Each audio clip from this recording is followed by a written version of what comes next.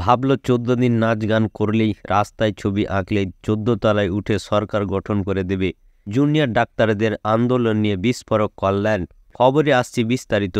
ভাবলো 14 দিন এরকম নাচ গান করলেই, রাস্তায় ছবি আঁকলেই 14 তলায় উঠে সরকার গঠন করে দেবে। এসব হয় নাকি? মেডিকেল কলেজের ঘটনাকে সামনে রেখে সিপিএম এবং ভারতীয় জনতা পার্টির উস্কানিতে জুনিয়র ডাক্তারদের একাংশ মমতার সরকার ফেলার চক্রান্ত করেছিল বলে বিস্ফোরক অভিযোগ করলেন তৃণমূল সাংসদ কল্যাণ বন্দ্যোপাধ্যায়।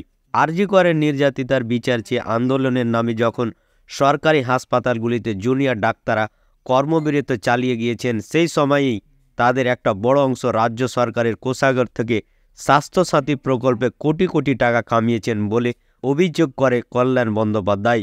বলেন, এই সমস্ত জুনিয়র ডাক্তাররা সরকারি হাসপাতালে বিনামূল্যে রোগী দেখার সময় ঠিকঠাক করে চিকিৎসা না করে যে সমস্ত প্রাইভেট নার্সিংহোমে প্র্যাকটিস করে সেখানে রোগীদের পাঠিয়ে দিচ্ছে পকেট ভরানোর জন্য।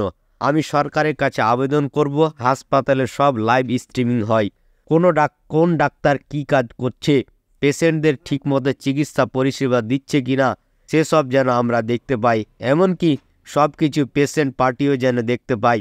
নিজেরা হাসপাতালে কাজ করবে না, রোগীদের বড় বড় নার্সিংহোমে পাঠিয়ে দেবে। কিন্তু কোনো সিনিয়র ডাক্তাররা এই পথে যায়নি। তারা জানে মানুষের পরিষেবা তাদের কাছে বড়।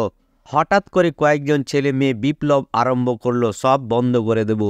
জুনিয়র ডাক্তাররা যে সরকারি হাসপাতালে কর্মবিরতি চালানোর সময় রাজ্য সরকারের কাছ থেকে স্টাইপেন্ড নিতেন, বেসরকারি হাসপাতালে মোটা টাকার বিনিময়ে রোগী দেখছেন, সেই নিয়েও কয়েকদিন আগে তদন্তের দাবি জানিয়েছিলেন কল্যাণ।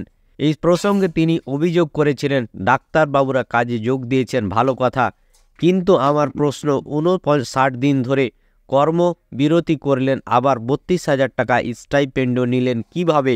কাজ করলেন না অথচ হাজিরা খাতায় সই করলেন। এটা তো জালিয়াতি। বিপ্লবের নামে বাংলার মানুষের সঙ্গে তচ্চকতা করলেন, এটা মেনে নেওয়া যায় না। এ আবার কি ধরনের কর্মবিরতি? কাজও করব না, আবার স্টাইপেন্ডও নিব? এটা ফ্রড, মানুষ জানুক কথা।